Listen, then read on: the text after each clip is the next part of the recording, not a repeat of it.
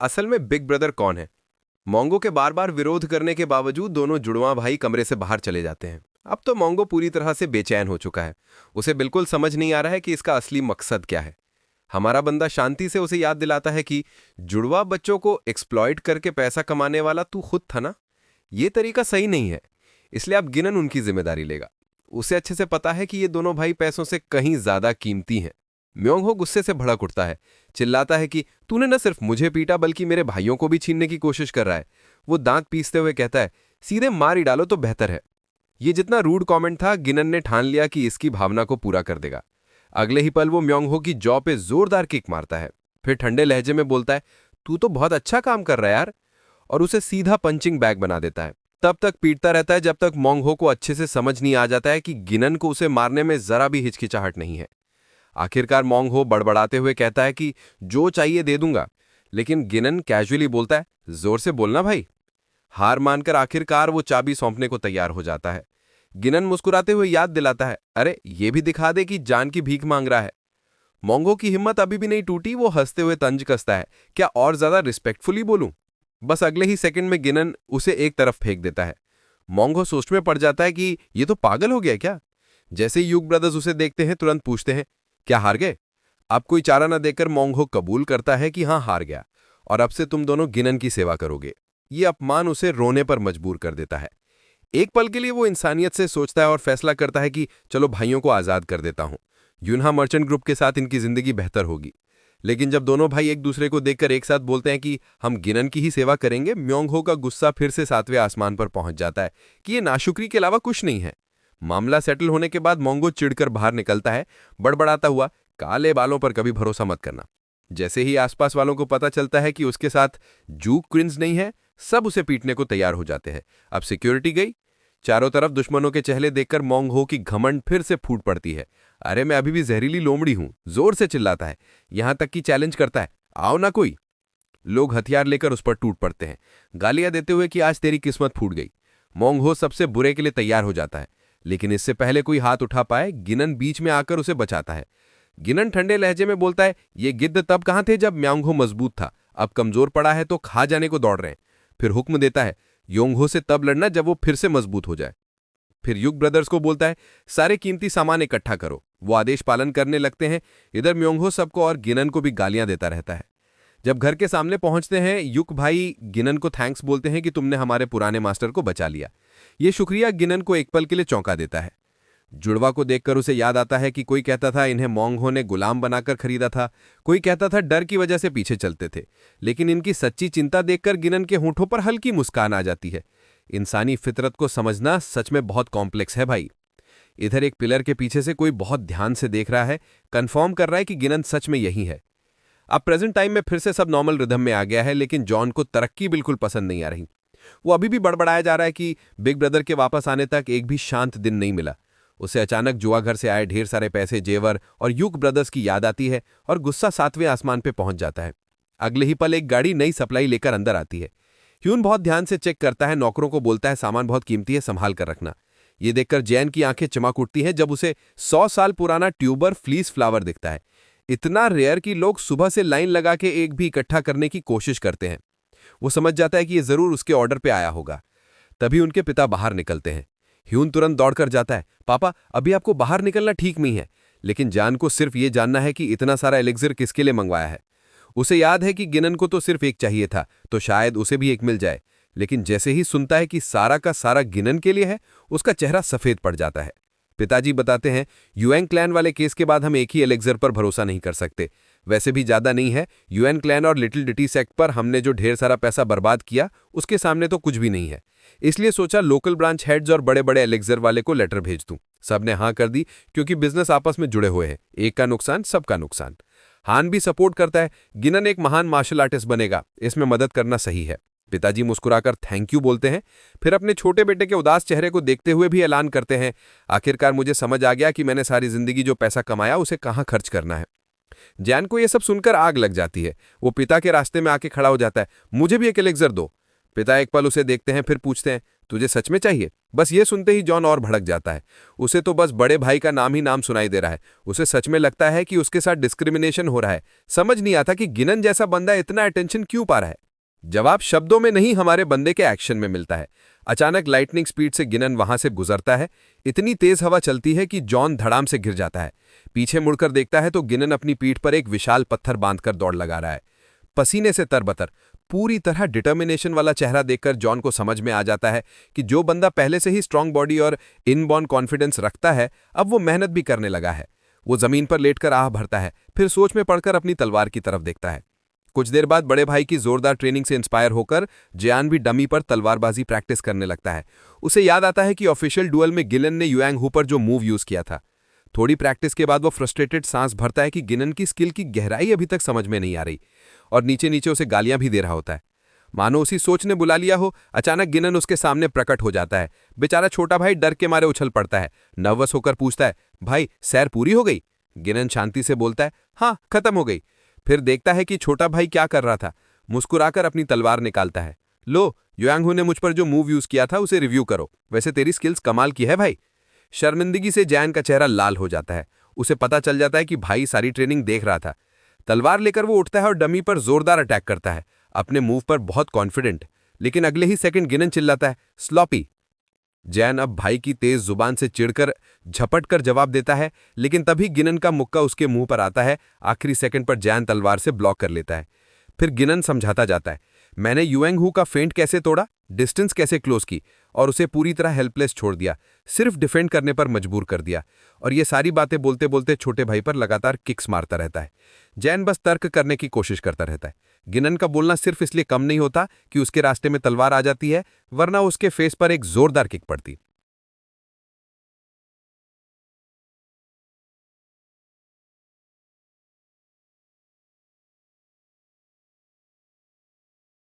जेओन तर्क करने की कोशिश करता है कि भाई बात करके सुलझा लो ना, मुक्कों की क्या जरूरत है।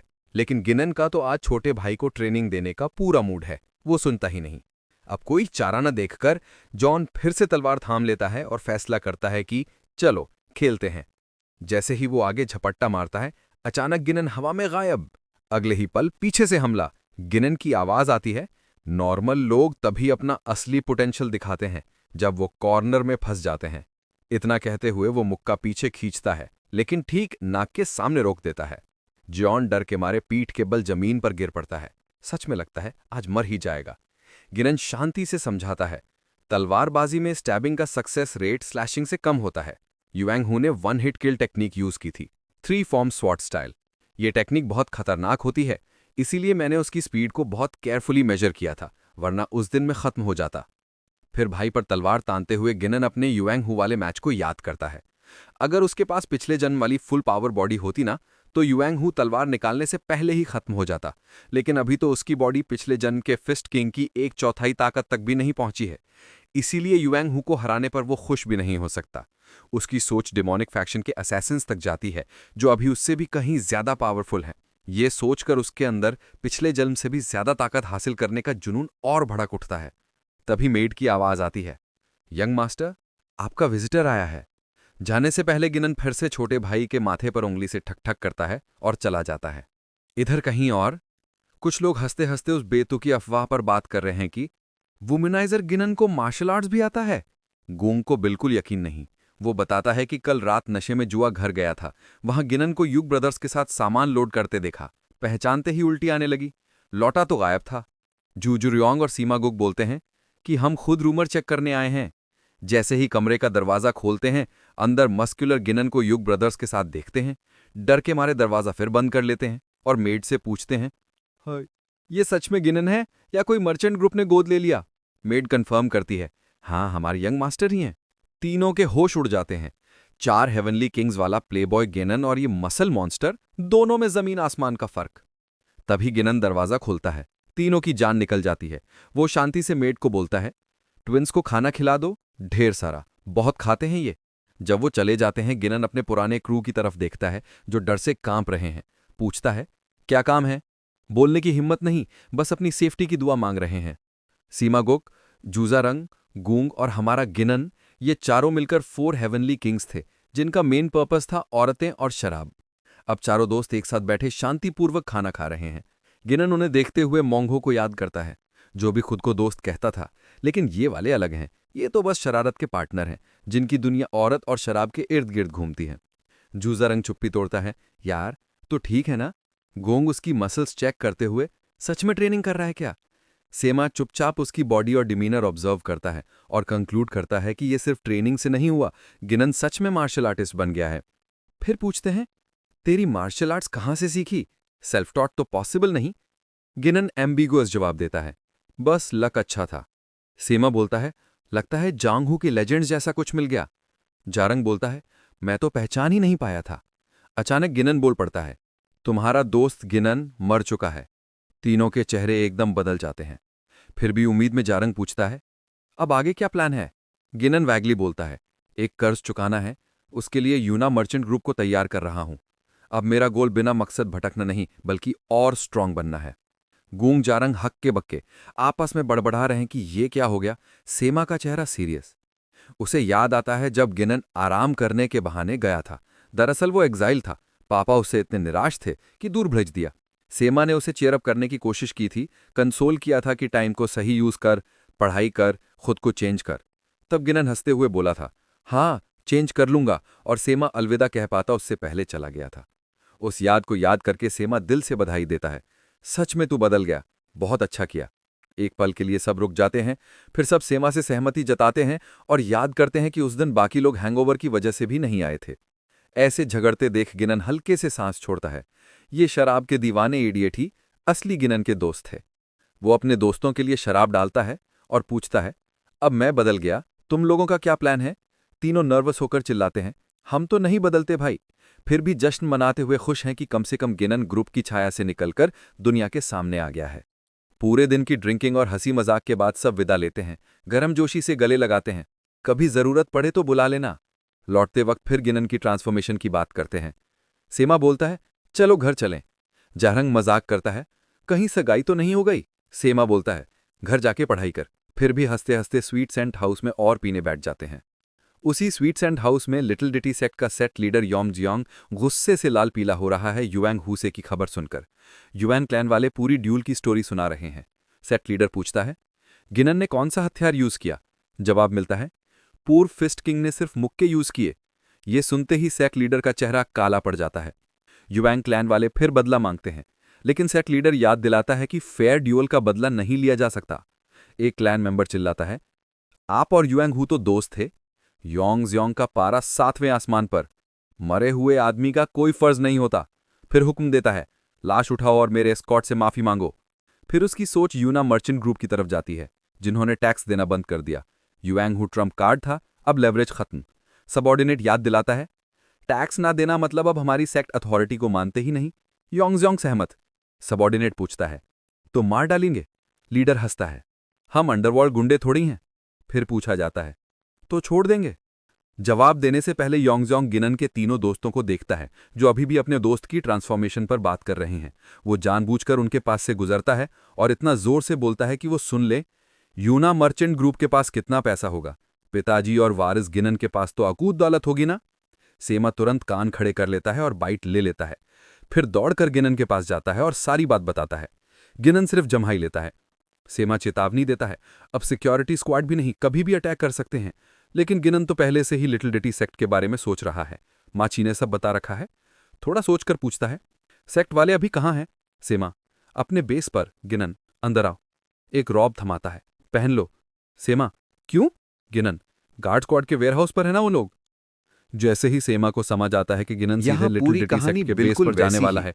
एक भी सीन काटे बिना, एक भी डायलॉग बदले बिना, नंबरों को हिंदी शब्दों में बदलकर, थोड़ी इंग्लिश मिलाकर और यूट्यूब नरेशन स्टाइल में ड्रामेटिक अंदाज में हिंदी में अनुवाद है। अपना हाथ बढ़ाने को कहा। अपमानित होकर वो आदमी मारने को तैयार हुआ। पीटर ने आराम से उसकी चाकू की ब्लेड को एक झटके में उड़ा दिया और उसी की चाकू उसकी तरफ मोड़ दी, लेकिन सच में घोंपा नहीं। अगर पीटर चाहता कि वो मर जाए तो अब तक वो 3 बार मर चुका होता। डर के मारे उस आदमी ने फिर पूछा, तू है क्या चीज? पीटर ने उसका कॉलर बोन कुचलते हुए ठंडे लहजे में चेतावनी दी, अगर तुझे पता चल जाए कि मैं असल में करता क्या हूं, तो तुझे यहीं मरना पड़ेगा। बाद में उसे पता चला कि उसके बैंक अकाउंट में पड़े 76 अरब रुपए गायब हो चुके थे। उसने साफ साफ कह रखा था कि इस पैसे को कोई हाथ भी नहीं लगा सकता। ये वो विरासत थी जो उसने अपने मोहब्बत के लिए छोड़ी थी। ठीक है, तो ये लोग सच में उसके साथ सब कुछ तहस महस करना चाहते थे।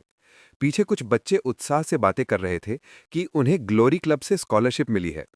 वो खुद एक ग्लोरी ऑर्फनेज में बड़ा हुआ था, जो कभी किसी धार्मिक ग्रुप ने छोटे स्तर पर चलाया था। 50 साल बाद वही अब कई फील्ड्स में फैली हुई एक बहुत बड़ी इन्फ्लुएंशियल कॉरपोरेशन बन चुकी थी। ग्लोरी क्लब का मास्क पहनकर वो अंदर से न जाने कितने गैरकानूनी काम करती थी। आखिरकार ये वो कंपनी थी जिसके लिए उसने अपनी पूरी जिंदगी लगा दी थी, इसलिए इसे खत्म भी उसी को करना था। रात के वक्त एक कसाई खाने में कसाई ने तंज कसते हुए कहा, बस तू अकेला मेरे खिलाफ। बुशारिन ने नाक सिकोड़ते हुए जवाब दिया, पीटर का अकेले आकर तुम जैसे कचरे को साफ करना भी मेरे लिए नुकसान है। कसाई को पता था कि आज रात कोई आने वाला है, इसलिए उसने पूरी दावत तैयार रखी थी। अगले ही सेकंड में उसके मर्सिनरीज अंधेरे से निकल आए। कसाई ये समझ नहीं पा रहा था कि बोशा तो ग्लोरी क्लब के 12 अपोस्टल्स में से भी नहीं है, फिर ये घमंड कहां से। हमारे मेहमान को पूरा मेहमान नवाजी दो। मर्सिनरीज ने चाहे जैसे भी अटैक किया, बुशान की नज़र कसाई से एक पल को नहीं हटी। 2.5 सेकंड बाद कसाई सीधा जमीन पर ढेर हो गया। उसे समझ नहीं आ रहा था कि कोई इंसान ऑक्टोपस की तरह इतना फ्लेक्सिबल कैसे हो सकता है। बुशावरिन ने ठंडे लहजे में कहा, इतनी तैयारी के बाद भी मेरे दांतों के बीच का गैप भरने लायक नहीं। आखिर उसने अपनी सॉफ्ट बोन टेक्निक से पूरे देश में जिu-जित्सु में पहला स्थान जो जीता था। अगले ही पल वो कसाई की तरफ लपका। उसकी गर्दन पूरी 180 डिग्री मुड़ गई और वो कभी नहीं हिला। उसे यकीन नहीं हो रहा था। 10 साल से उगए थे, सैकड़ों दुश्मनों से लड़ चुका था, कभी ऐसा जवान लड़का इतनी ताकत वाला नहीं देखा। जब बशायरन गली का गुंडा था, तब उसके इंस्ट्रक्टर ने उसे डेथ टैक्टिक सिखाई थी। जब दुश्मन बहुत ताकतवर हो, तो जिस पल वो गार्ड डाउन करे उसी पल वार करो। तब से वो ऐसी एक टेक्निक पर दिन रात प्रैक्टिस करता रहा, जो सिर्फ वही कर सकता था। उसे पूरा यकीन था कि वो अब कभी नहीं हारेगा। उसकी आंखें अचानक खुलीं, सामने वाली टांग को मजबूती से पकड़ा और अपनी सबसे खतरनाक डेथ टेक्निक छोड़ दी। बुशारिन चीखा, मैं ये सब कर रहा हूं जब तू पैदा भी नहीं हुआ था। मैंने नमक खाया है जितना तूने चावल नहीं खाया। आज मैं तुझे मारता हूं हरामी। एक शांत आवाज ने तारीफ की। काफी देर तक टिका रहा। बुशारिन ने ऊपर देखा तो टारगेट बिल्कुल सही सलामत साइड में खड़ा था। उसे एहसास हुआ कि उसने अपनी ही सबॉर्डिनेट की गर्दन दबा रखी थी, क्योंकि वो साफ देख नहीं पा रहा था। बुशारिन को 10 साल के अनुभव से बिल्कुल साफ पता चल गया था कि वो इस आदमी के हाथों मरेगा। उसने एक आखिरी कोशिश की, पास की लड़की को पकड़ लिया। इसे ले जाओ, लड़ाई का ज्यादा एक्सपीरियंस नहीं है, लेकिन काम की है। पीटर ने शांतिपूर्वक कहा, ग्लोरी क्लब वालों से यही उम्मीद थी, रिएक्शन बहुत तेज है। बुशौरी ने राहत की सांस ली, सोचा समझौता हो गया और तेजी से बोला, तो डील पक्की। फिर दरवाजे की तरफ भागा, सोचा बाद में इस लड़के का बैकग्राउंड चेक करके मार देगा। कभी पीछे से आवाज आई। वो असली डेथ टेक्निक का सार था। जिस पल तुझे लगता है कि तू जीत गया और दुश्मन से पीठ फेर लेता है, उसी पल तू मौत के सबसे करीब होता है। उसके इंस्ट्रक्टर ने सालों पहले जो वाक्य कहा था, ठीक वही था। बोस शैरन के दिमाग में एक झटका सा लगा। इस जवान लड़के में उसे अपने इंस्ट्रक्टर पीटर की परछाई दिख रही थी। पीटर ने उससे पूछा, पहले जो मैंने तुझे कहा था याद है? जिसे भी पता चलता है कि मैं कौन हूं, वो जिंदा नहीं रहता। देश का नंबर 1 जिu-जित्सु चैंपियन बोस शैन किलिंग के देवता पीटर के सामने गला घोंट कर मर गया। उसके पास बचने का कोई चांस ही नहीं था। कुछ पल बाद ग्लोरी क्लब की किसी स्काईस्क्रेपर बिल्डिंग के अंदर एक असैसिन ने रिपोर्ट दी, बोस शैरन की डेथ कंफर्म हो चुकी है। सीन की सारी सर्वेलेंस डिस्ट्रॉय कर दी गई थी। जब हम पहुंचे तो कोई ट्रेस भी नहीं बचा था। एक मरता हुआ बूढ़ा जिसे गोली मारकर खत्म कर दिया गया था, वो एक दिन में सारे एविडेंस मिटाकर 4 ट्रेन्ड असैसिन्स को मार डालता है। इंटरेस्टिंग। उस आदमी ने ऑर्डर दिया, अभी से एसएसएस लेवल बाउंटी जारी करो। बिजी स्ट्रीट पर हर कोई अपना सिर ऊपर की तरफ उठाकर जायंट स्क्रीन देखने लगा। बुजुर्ग पीटर अब एक डोनेशन टारगेट बन चुका था। उसे पता था ये बस छुपा हुआ वांटेड नोटिस है, लेकिन वो इंतजार करने वाला नहीं था। वो खुद उनके पीछे जाएगा, ग्लोरी कंपनी को नेस्तनाबूद करने। उसे एक पार्टनर चाहिए था और दिमाग में पहले से ही कोई था। बस वो वुल्फ जैसा इंसान थोड़ा ट्रबलसम था। गहरी रात को वो एक दूर दराज के पब्लिक रेस्टरूम में पहुंचा। वहां लोगों की भीड़ बढ़ती जा रही थी। उसे याद था कि यहाँ एक सीक्रेट मैकेनिज्म छुपा हुआ है, गैर कानूनी डील्स और हॉट नाइट्स के बीच उसने ठीक उसी जगह वो चीज ढूंढ ली। उसने सीक्रेट पैसेज सफलतापूर्वक खोल लिया। अंदर अभी भी सब कुछ वैसा ही लग्जरी, सिर्फ पैसा उड़ाकर बनाया हुआ जगह था। अचानक एक नुकीली छड़ी उसके गर्दन पर टिक गई। उसने पूछा, ये सिल्क के कपड़े और जेड के टुकड़े तेरे किसी काम के तो नहीं ना? आखिर तू अंधी जो है। महिला ने हल्के से हंसते हुए कहा, यह उम्मीद नहीं थी। इतने दिनों से छुपने के बाद लगता है आज मुझे फिर पुराना प्रोफेशन शुरू करना पड़ेगा। वो देख तो नहीं सकती थी, लेकिन उसकी स्मेल सेंस जानवरों से भी तेज थी। उसने फट से पता लगा लिया कि सामने जवान लड़का है। शराब की बू नहीं, लोकल भिखारी नहीं, चोर भी नहीं, जवान लेकिन किलिंग इंटेंट से भरा हुआ। उसने तेज आवाज में पूछा, ग्लोरी ने भेजा है तुझे? उसके अटैक बेरहमी से तेज थे। वो मजाक उड़ाते हुए बोली, छोटे चूहे बचना तो अच्छा आता है तुझे, वो वॉलपेपर बहुत महंगा है। धीरे धीरे उसे शक होने लगा, क्या ये सच में अंधी है? महिला ताकतवर जरूर थी, लेकिन अब वो उससे लड़ाई में टाइम वेस्ट नहीं करना चाहता था। महिला को भी उम्मीद नहीं थी कि ग्लोरी क्लब की रीच में अभी भी कोई इतना स्ट्रांग बचा है। फिर भी उसने उससे कोई किलिंग इंटेंट फील नहीं किया। उसने मन ही मन सोचा, डिसेबल्ड इंसान को मारकर हाथ गंदे करने का मन नहीं है, लेकिन उसके और ग्लोरी के बीच दुश्मनी सिर्फ एक तरफ मरने से ही खत्म हो सकती थी। महिला ने गुस्से में चिल्लाया, माइक काटो इसको। लेकिन उसके बाद जो अजीब आवाज आई, उसने उसे फ्रीज कर दिया। उसका जर्मन शेपर्ड, जो अजनबियों से बेहद सतर्क रहता था, उस अनदेखे जवान लड़के के साथ एकदम प्यार से व्यवहार कर रहा था। पीटर का जवानी में लौटने का सच सुनकर महिला ने बार बार छूकर चेक किया। स्किन एकदम स्मूथ, बूढ़े की स्मेल गायब। वो दंग रह गई। ये हो भी कैसे सकता है? महिला जमीन पर लेट गई और पूछा, क्या यही पोजीशन थी जिसमें तू मरा था? वो खुद भी ट्राई करने को बेताब थी। पूछने लगी, डेथ का कारण क्या था? गोली, चाकू का घाव या जहर? उसने 2 बार उसके माथे पर फ्लिक मारा, तब जाके महिला शांत हुई। उसने पूछा, सीनियर, क्या तुम सच में अकेले ग्लोरी को लेने जा रहे हो? कैसे करोगे? उसने कहा, मैं टाइफून की आंख के अंदर घुसने वाला हूं। वो समझी नहीं, भौहें चढ़ा ली। उसे पता था ग्लोरी अभी उसे पकड़ने को बेताब है, और उनकी इंटरनल स्ट्रक्चर को हिलाने का एक ही तरीका है, ग्लोरी क्लब का असैसिन बनना। महिला कंफ्यूज्ड, ये क्या बकवास है? फिर अचानक समझ आई, जवान पीटर को कोई पहचानता नहीं है। अगर यह यंग पीटर ग्लोरी क्लब का असैसिन बन जाए, तो पीटर खुद ही अपने को पकड़ने का ऑपरेशन डिजाइन करेगा। उसने आह भरी, सीनियर, तुम सच में एक खौफनाक इंसान हो। लेकिन उसे यकीन था कि यह नामुमकिन है, क्योंकि ग्लोरी क्लब के असैसिन सिर्फ ग्लोरी ऑर्फनेज वाले ही बन सकते हैं। पुराना पीटर सच में वहां से था, लेकिन रिजुविनेटेड पीटर अब आउटसाइडर माना जाएगा, इसीलिए ग्लोरी असैसिन में शामिल नहीं हो सकता। लेकिन उसे एक और रास्ता पता था। 2 दिन बाद वो ग्लोरी क्लब के प्राइवेट हाई स्कूल में पहुंचा। लड़कियां एकदम एक्साइटेड कानाफूसी कर रही थीं। आखिरकार हमारे स्कूल में एक हैंडसम न्यू ट्रांसफर स्टूडेंट आया है। उसका प्लान बिल्कुल सिंपल था, न्यू ग्लोरी हाई स्कूल में नया नाम लेके एंटर करो, किम सुंगू। लड़कियां याद दिलाने लगी, किम सुंगू, चलो अभी ऑडिटोरियम जाना है। ऊपर से स्कूल बिल्कुल नॉर्मल लगता था, लेकिन असली मकसद था असैसिन्स ट्रेन करना।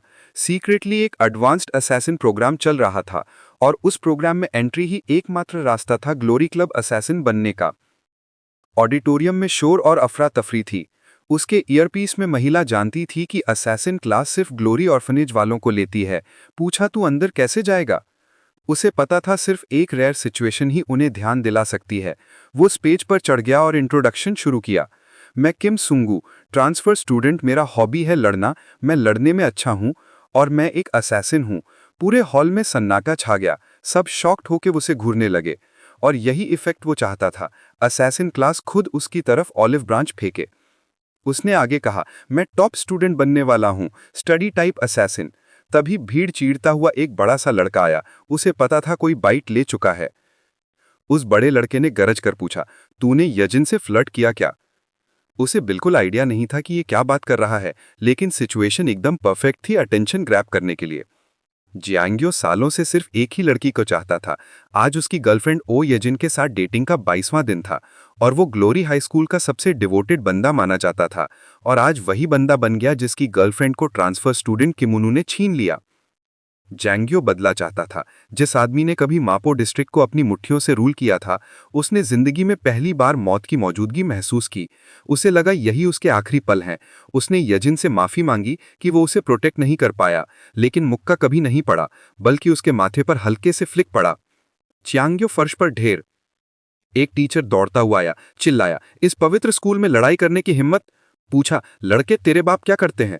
उसने जवाब दिया, मेरे पापा तो मर चुके होंगे। टीचर ने सॉरी बोला, फिर भी उसे घसीट कर ले गया। ऊपर से असैसिन क्लास के मेंबर्स ये सब देख रहे थे। उन्हें ये ट्रांसफर स्टूडेंट इंटरेस्टिंग लगा। वो डिबेट करने लगे कि इस बेखौफ न्यूकमर को खत्म कर दे या नहीं। भीड़ में चयुनसुंग दंग रह गई। उसे समझ नहीं आ रहा था कि वो आदमी यहाँ क्यों आया है। क्या स्कूल तबाह करने आया है?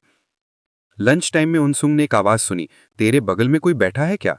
स्टूडेंट्स बहुत एंथू है, इसलिए यहाँ छुपने आया हूँ। फिर पूछा, उनसुंग तू यहाँ क्यों है? चयुन को गिल्टी लग रही थी, बोली भूख नहीं है, लेकिन पीटर ने देखा कि उसके ट्रे में ढेर सारा खाना था। चयुन को वो मोमेंट याद आया जब उसने पूछा था, जिंदा रहना चाहती हो? और अगर हाँ तो कहना था कि उस सादगी ने वहां का सब मार दिया। उसने पूछा, मैंने अपना वादा निभाया, फिर तुम मुझे क्यों ढूंढ रहे हो? मुझे खामोश करने आए हो? तेरी वजह से मैं कंपनी की सर्वेलेंस टारगेट बन गई हूं। पता है मैं कितनी थक गई हूं अब। उसने समझाया कि वो उसे मारने नहीं आया है और ये दबाव तो उसे झेलना ही पड़ेगा। आखिरकार उसी की वजह से आज वो जिंदा है और लंच खा रही है। चायोन ने बेबाकी से कहा, तुझे पता ही नहीं ये जगह कितनी खौफनाक है। तुझे तो ये भी नहीं पता कि मैं असल में हूं कौन। एक आउटसाइडर यहां कर भी क्या सकता है? उसने मुस्कुराते हुए कहा, तुझे बस मेरी मदद करनी है। तू तो पहले ही मेरे साथ वाली बोट पर चढ़ चुकी है ना, बेचारी अनजान। वो बुदबुदाई, मैं तेरी मदद क्यों करूं? उसने ठंडे लहजे में जवाब दिया, अब से मैं तुझ पर निर्भर हूं, लियोना। लियोना एकदम से फ्रीज हो गई। उसे उसका असली नाम कैसे पता? लेकिन जब उसने मुड़कर देखा तो वो जा चुका था। स्पोर्ट्स फेस्टिवल तय समय पर शुरू हुआ, जिसे न्यू ग्लोरी बोल्ट कहते थे। वो आज लग रहा था कि आज उसे रिटायरमेंट लेनी पड़ेगी, सब उस नए ट्रांसफर स्टूडेंट की वजह से। पूरी तरह पिटने के बाद वो एक कोने में छुपकर रोने लगा। अगला था eyesight test. Students shocked, transfer वाला शायद रेगिस्तान में पला बड़ा है क्योंकि वो देख तो सकता है। फिर आया एडवांस फ्रूट पीलिंग क्लास। उसने फ्रूट नाइफ उठाई, थोड़ी जंग लगी हुई, फिर भी उसने उससे एक खरगोश उकेर डाला। ब्रेक में 3 बदमाश लड़के टीचर पर भौंक रहे थे, हम सफाई नहीं करना चाहते, तू कर भी क्या लेगा लूजर? अचानक चिल्लाने या पॉइंट्स काटने के अलावा तेरे पास है क्या? टीचर बनकर तू हमारा स्पिरिट कुचल रहा है। लाइसेंस रिवोक करवाना है क्या? टीचर गुस्से से चिल्लाया, ज्यादा बोलोगे तो टीचर की अथॉरिटी वायलेट करने की वजह से एक्सपेल कर दूंगा। बदमाश ने तंज कसा, तो मैं स्टूडेंट राइट्स की रक्षा कर रहा हूं। कोर्ट में केस करूंगा तो उसी दिन तेरा लाइसेंस चला जाएगा, तो चुपचाप बैठ और हीरो बनना बंद कर। एक ने प्लान बनाया कि टीचर का गुस्सा वाला रिएक्शन सोशल मीडिया पर डालेंगे, वायरल हो जाएगा। तभी उन्हें वो कुछ दिन पहले वाला ट्रांसफर किलर दिख गया।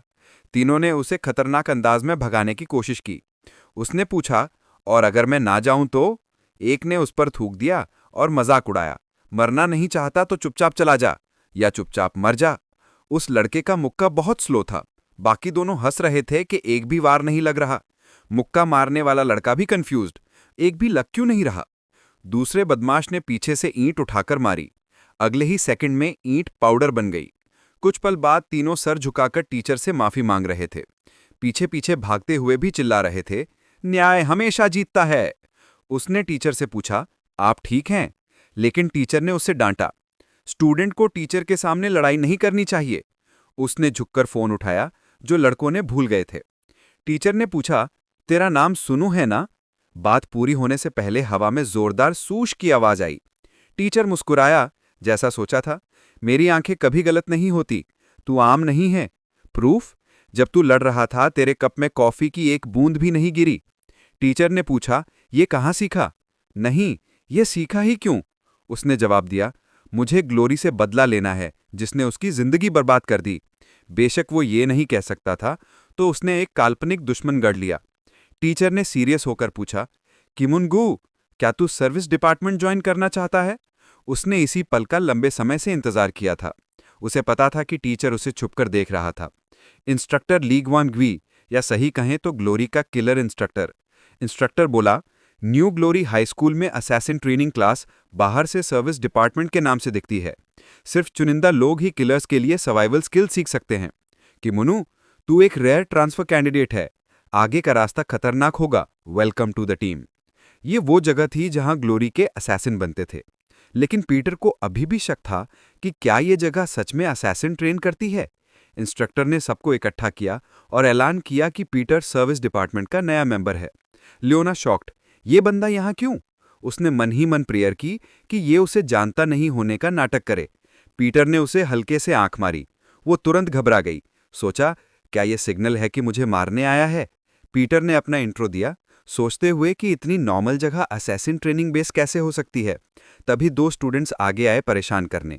हमें परवाह नहीं तो किमुन गू है या किमुन रॉक, यहाँ सिर्फ ग्लोरी ऑर्फनेज के बच्चे आ सकते हैं। बैकडोर से आने वाला कैसे ले लिया इंस्ट्रक्टर ने? दुगा ब्रदर्स, क्लास 58।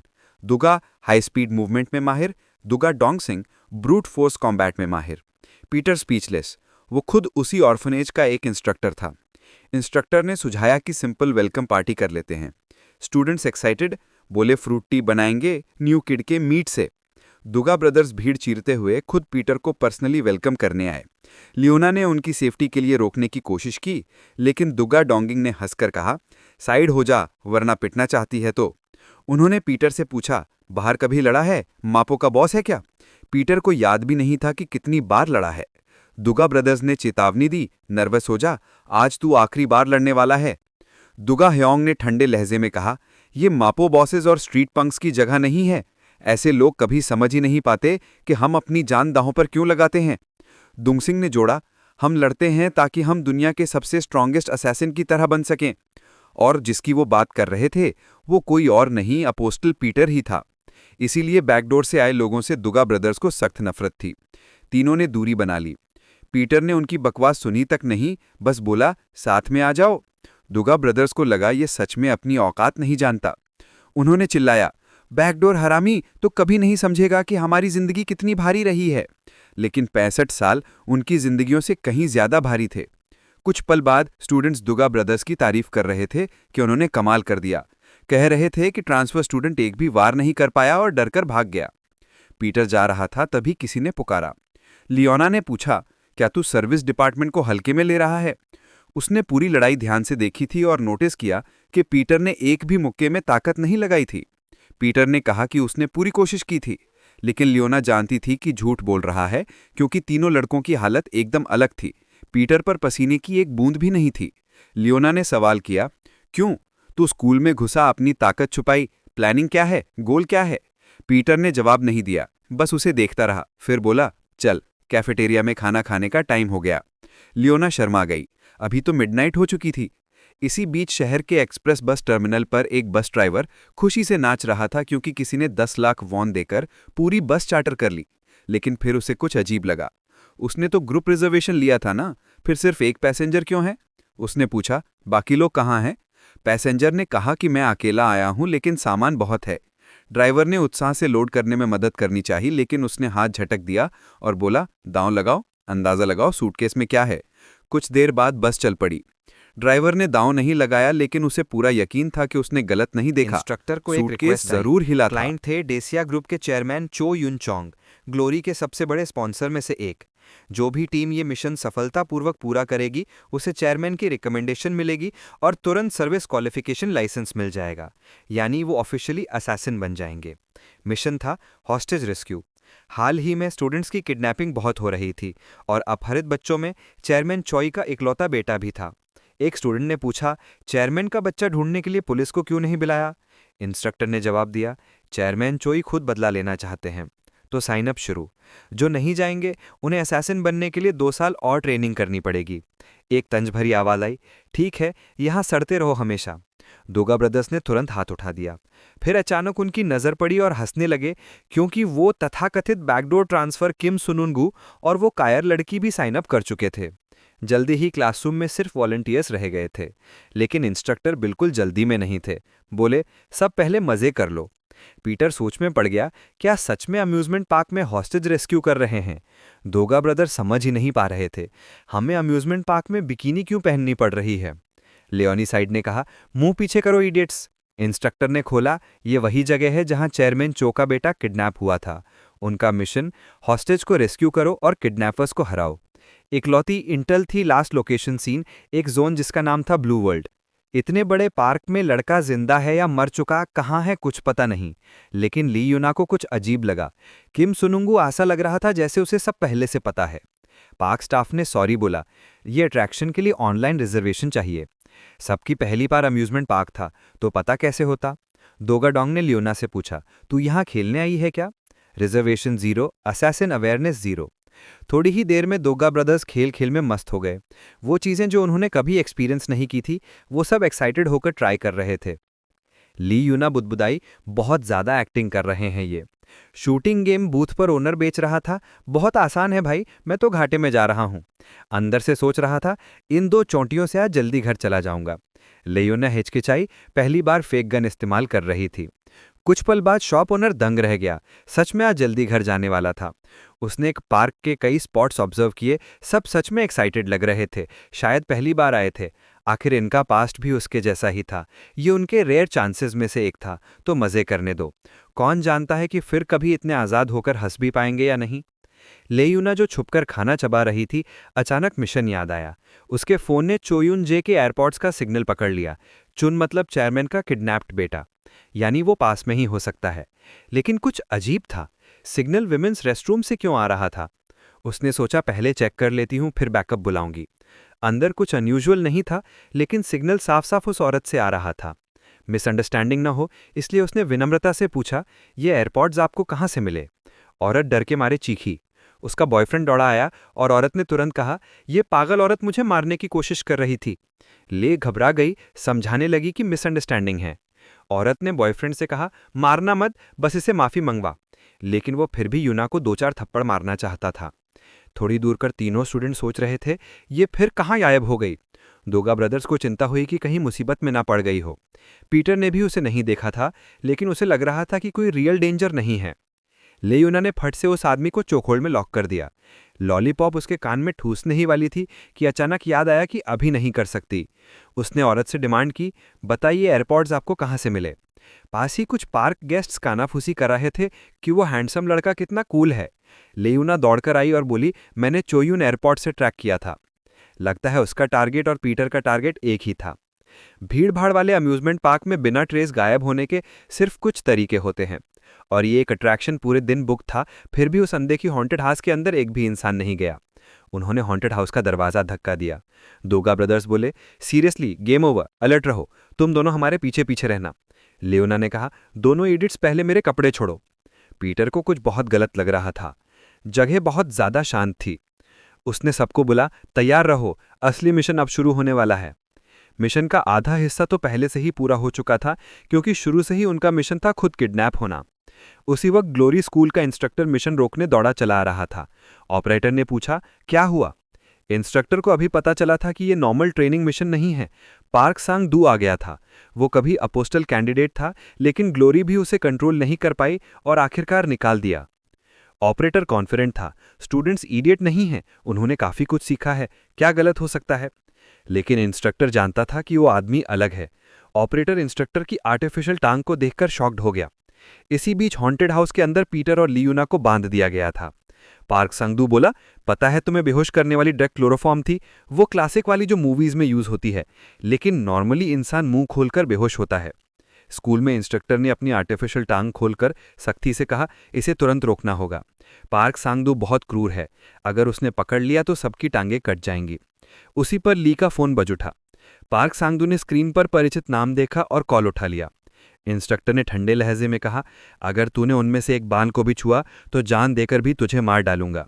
पार्क सांगदू ने खुशी से जवाब दिया, बहुत दिन हो गए सीनियर ग्वांगी, इतना डरावना मत बनो, डर नहीं लगता, मैं इन्हें भी तेरे जैसा अपंग बना दूंगा, हाँ ना? फिर बोला, चलो दाव लगाते हैं, देखते हैं जब तू पहुंचेगा तब इनके पास कितनी टांगें बची होंगी। ऑपरेटर समझ नहीं पा रहा था कि इंस्ट्रक्टर क्यों कांप रहा है। इधर दुगा ब्रदर्स, जिन्हें अभी तक नहीं बांधा गया था, चिल्ला रहे थे, हरामी क्रिमिनल बाहर आ। पार्क सांगदू ने इंस्ट्रक्टर से कहा, जल्दी आ, मैं शुरू करने वाला हूं। लूना ने फुसफुसा कर कहा, किम सुनुंगू? पीटर ने कोई जवाब नहीं दिया। उसने देखा उसका मुंह थोड़ा खुला हुआ था, सोचा क्या सच में सो गया है, मन ही मन गाली दी कि कितना बेरहम है। कोई चारा नहीं तो उसने ये ट्राई किया। पीटर ने उसकी तरफ देखकर पूछा, ये क्या कर रही है? मैं कभी सोया ही नहीं था। लियोना ने जल्दी से पैर पीछे खींच लिया और सफाई देने लगी। गलत मत समझना, मैं तो बस तुझे जगाने की कोशिश कर रही थी। उसने पीटर से कहा, मेरे लीड फॉलो कर और ट्रेनिंग में सीखी एस्केप टेक्निक्स का यूज़ कर। लेकिन पीटर तो कब का आज़ाद हो चुका था, कुछ गलत होते ही मूव मारने वाला था। लियोना ने पीटर से कहा, ध्यान से सुन, वो आदमी कभी ग्लोरी का किलर था। पीटर ने शांति से पूछा, लियोना, तुम्हें दाव लगाना पसंद है? दुगा ब्रदर्स को उम्मीद नहीं थी कि क्रिमिनल सिर्फ एक नॉर्मल ऑफिस वर्कर निकलेगा। अगर मरना नहीं उन्होंने चाहता तो धमकी दी। बता चोयान का बेटा कहाँ है। पाक सांग डू को नई जनरेशन की गाली गलौज वाली बातें सुनकर मजा आ रहा था। उसने कहा, दांव लगाएं, अगर तुम जीते तो मैं तुम्हारी सारी ख्वाहिशें पूरी कर दूंगा और चोयान के बेटे को भी छोड़ दूंगा। फोन पर इंस्ट्रक्टर घबरा गया, क्योंकि उसे पता था कि इस आदमी से कोई कभी दाव नहीं जीत सका। पाक सांग डू ने आगे कहा, लेकिन अगर तुम हारे तो तुम सब में से हर एक एक टांग यहीं छोड़ के जाएगा। दुगा ब्रदर्स ने उस बूढ़े से पूछा, तुझे सच में लगता है ये ठीक है, क्योंकि कल से तू व्हीलचेयर पे होगा? उसी पल पाक सांग डू ने दुगा ब्रदर्स की तरफ एक चाकू उछाल लिया। बोला, दांव तभी मजेदार होता है जब वो फेयर हो। दुगा ने तंज कसा, बूढ़े, तुझे पछतावा होगा। मैं न्यू ग्लोरी हाई का नंबर 1 ब्लेड फाइटर हूं। दुगा ह्योंग ने अंदाजा लगाया कि एक ही हथियार होने पर बूढ़े की मूवमेंट उससे स्लो है, लंबी फाइट में वो जीतेगा। लेकिन दुगा ह्योंग को कुछ समझ नहीं आ रहा था। दो चाकू बिल्कुल एक जैसे दिख रहे थे, फिर भी उसके हाथ में जो था वो बिल्कुल अलग फील हो रहा था। पाक सांग डू ने पूछा, क्या हुआ बच्चे, कोई प्रॉब्लम? दियोंग को आखिरकार उस हरामी की चाल समझ आई। उसके हाथ वाला चाकू तो धार वाला ही नहीं था। उसी वक्त किमुन और यूना भी कूदकर मदद करने वाले थे, लेकिन दुगा ह्योंग ने दोनों को रोक दिया। उसने गरज कर कहा, दखल मत देना, ये फाइट हमारी है। अगर हम भाई इस बूढ़े को नहीं हरा सके तो तुम लोग तो बिल्कुल चांस में नहीं हो। दुगा ब्रदर्स जानते थे कि बूढ़े को उनके असली मकसद का जरा भी अंदाजा नहीं था। ऑर्फनेज छोड़ने से पहले आखिरी ट्रायल होता था हेल वीक। 1 महीना बिना पानी खाने के जंगल में गुजारना पड़ता था, सिर्फ एक गन और एक गोली के साथ। और वो इलाका जहां हजारों जंगली जानवर घूमते थे। हर कोई अपनी गोली अलग अलग काम में इस्तेमाल करता था। कोई शिकार के लिए, कोई दोस्त को धोखा देने के लिए, कोई खुद को खत्म करने के लिए। तब दुगा ब्रदर्स ने अपनी गर्व की नींव रखी थी। ऐसे मरने से बेहतर था लड़के जिंदा रहना। दोनों ने अपनी गोली आखिर तक बचा के रखी, क्योंकि उन्हें मजबूत एहसास था कि एक दिन वही गोली दोनों भाइयों की किस्मत तय करेगी। हेल वीक खत्म हुआ तो पता चला कि 58वीं क्लास के 181 ऑर्फन्स में से सिर्फ 2 ही पास हुए थे। फिर एक हैरान करने वाली खबर आई। अपोस्टल किलर पीटर, जो उस वक्त उनकी ही उम्र का था, ने 58 साल में पहली बार वो रिकॉर्ड बनाया था कि बिना अपनी गोली यूज किए हेलविक सर्वाइव कर लिया। पीटर जैसा बनने के लिए, दुनिया का सबसे स्ट्रॉन्ग किलर बनने के लिए दुगा ब्रदर्स ने कम से कम 10 साल लगा दिए थे। उनकी नज़र में सामने वाला बूढ़ा तो बस एक सीढ़ी भर था। दुगा डोंग ने फट से पाक सांग डू की दोनों बाहें लॉक कर दी। दुगा ने पहले ही कह रखा था, मैं इस बूढ़े को चाकू देने का पछतावा करवाऊंगा। बूढ़े ने अंधेरे में हंसते हुए कहा, शायद मुझे टांग नहीं, तेरी ये बाहें काटनी चाहिए। दुगा ह्योंग ने चाकू छोड़ दिया। उसे पता चल गया था कि धार ही नहीं है, कटेगा नहीं, तो दुगा दोंग को बस पूरी ताकत से घोंपना था। जैसे ही दुगा दोंग ने ब्लेड आगे बढ़ाया, पाक सांग डू ने ठंडे लहजे में कहा, पीटर जैसा किलर बनना चाहते हो, सपने देखना बंद करो। दुगा फ्रीज हो गया। उसका चाकू टकराते ही चूर चूर हो गया, जबकि पाक सांग डू के हाथ में था मिलिट्री मचेटे, नॉर्मल चाकू से 3 गुना भारी और मजबूत कुकरी। पाक सांग डू ने पूरी जिंदगी इसी ब्लेड से ट्रेनिंग की थी। चाकू से तेज, कुल्हाड़ी से भारी, सच्चा जल्लाद का हथियार। काली मार्शल आर्ट्स के साथ वो चलता फिरता मीट ग्राइंडर था। दुगा ब्रदर्स को उम्मीद नहीं थी कि इतना भारी ब्लेड को इतनी आसानी से चला सकता है। उन्हें एहसास हुआ कि अंकल कोई ऑफिस वर्कर नहीं, इंसानी चमड़ी में राक्षस है। होश खोने से पहले दुगा ब्रदर्स ने लियोना से और किमुन सुनुंगू से चिल्लाकर कहा, भागो। पाक सांग डू ने लियोना से कहा, पैनिक मत करो, मैं स्टूडेंट्स को सीरियसली हर्ट कभी नहीं करता, लेकिन दांव लगा है ना तो पूरा करना पड़ेगा। तुम सब में से हर एक एक टांग छोड़ के जाएगा। फोन पर इंस्ट्रक्टर चीखा, नहीं, मेरी दूसरी टांग ले ले, बस इनको मत छू। तभी एक आवाज कट के आई, दांव लगाए, स्टेक डबल, तेरी 2 टांगें और 1 बाह, चाहे तो जान भी दांव पे लगा देते हैं। पाक सांग डू मुस्कुराया, मजेदार ग्रुप है, ग्लोरी वालों से यही उम्मीद थी, ठीक है। उसने किमुन सुनुंगू की तरफ एक चाकू उछाला और मुस्कुराते हुए बोला, दांव तभी मजेदार होता है जब वो फेयर हो, हथियार चाहिए। किमुन सुनुंगू ने लियोना को बीच में आने से रोका, जमीन पर पड़ा मेटल ट्रे उठाया। ये काफी है। पाक सांग डू जोर से हंसा, मजेदार बच्चा है तू, लेकिन अंकल तेरे जवान होने की वजह से हाथ नहीं रोकेंगे। उसका अटैक बेरहमी से तेज आया। शतरंज कसा। सोचता है निकल सिल्वर की ट्रेस से ब्लॉक कर लेगा, एक बार में बच जाए तो प्रेयर कर। दूसरी तरफ इंस्ट्रक्टर को अचानक सिर्फ स्टैटिक सुनाई देने लगा। उसे वो दिन दोबारा नहीं होने देना था। पाक सांग-दू के नीचे सबकी मौत नहीं होने देनी थी। उस दिन भी पाक सांग-दू ने डीलर से शांति से कहा था, पैनिक मत करो, दांव लगाएं कि मैं यहाँ से जिंदा निकलता हूँ कि नहीं। तू स्मार्ट है, पता है किस साइड लगाना है। मेरी जगह होता तो सारी चिप्स मेरे पे लगाता। ग्लोरी के असैसिन ली ग्वांग ने कहा था, पाक सांग-दू तूने बहुत ज्यादा तबाही मचाई है, पब्लिक को शांत करने के लिए तुझे कुर्बान करना पड़ेगा, तू फायर हो चुका है। ग्लोरी की नज़र में उनके पास वेटरन बी क्लास असैसिन्स की पूरी टीम थी। पाक सांग-दू कितना भी स्ट्रांग हो, 5 बी क्लास को एक साथ लेना उसे लिमिट तक ले जाएगा।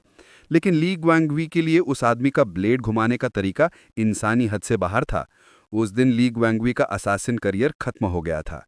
चेनसॉ मजबूत हो या ब्लेड, फर्क नहीं पड़ता। फर्क पड़ता है उसे पकड़ने वाला कितना खौफनाक है। पाक सांग-दू मुस्कुराया, बच्चे, लग तो तेरा जबरदस्त है, लेकिन अब क्या? तेरा इकलौता शील 2 टुकड़ों में बट चुका है। लियोना ने डेंजर फील किया और मदद करने के लिए तैयार हुई। कुकरी को तो रेजर शार्प नहीं होना चाहिए था, लेकिन वो सुनुंगू की उम्मीद से कहीं ज्यादा शार्प थी। यहां तक कि वो भी चौंक गया। उसने जोर से ट्रे को क्रश कर दिया। लियोना दंग रह गई। ट्रे शील्ड नहीं थी, वो एक ब्लेड थी। पाक सांग-दू को धन्यवाद कि उसने उसे इतना पावरफुल हथियार दे दिया।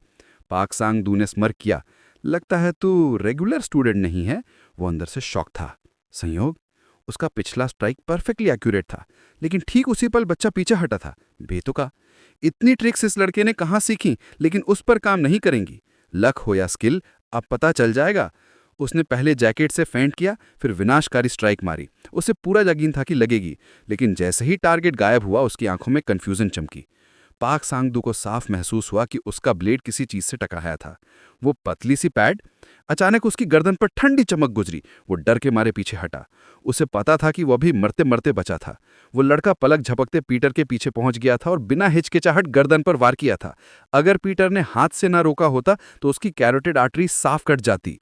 इतनी परफेक्ट टेक्निक देखकर पाक सांग-दू को शक हुआ कि लड़का सच में सिर्फ स्टूडेंट है भी या नहीं।